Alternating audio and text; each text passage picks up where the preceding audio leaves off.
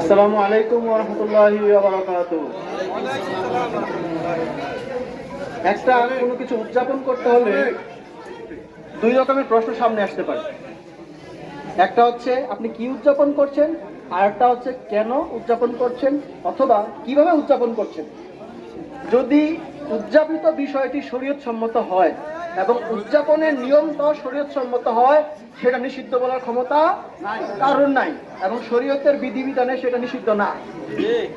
আপনি একটা জিনিস খেয়াল করে দেখবেন, বিভিন্ন মাদ্রাসায় বুখারী শরীফ খতম করার পরে অনুষ্ঠান করা হয়, দোয়া দরুদের আয়োজন করা হয়। তারপরে বিভিন্ন বাড়িতে দেখবেন কোরআন খতম করার পরে দরিদ্রদেরকে খাওয়ানো হয় অথবা আত্মীয় স্বজনকে দাওয়াত করে খাওয়ানো হয়।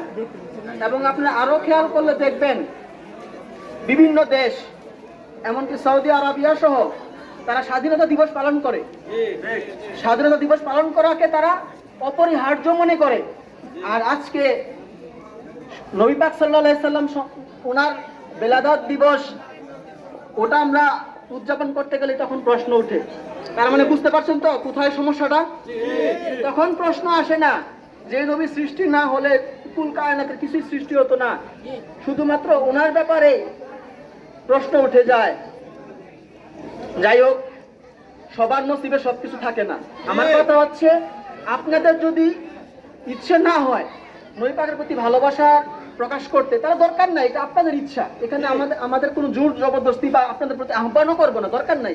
ইচ্ছা কিন্তু এটা ভালোবাসাটা শিখায় দেওয়ার জিনিস না, নিজের ব্যক্তিগত বিষয়।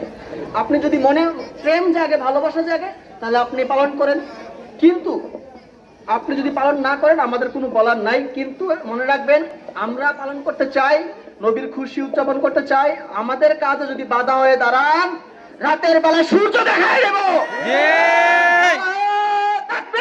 আল্লাহু আকবার, রিসালা ইয়া রাসূলুল্লাহ। আসসালামু আলাইকুম ওয়া রাহমাতুল্লাহি ওয়া বারাকাতুহু।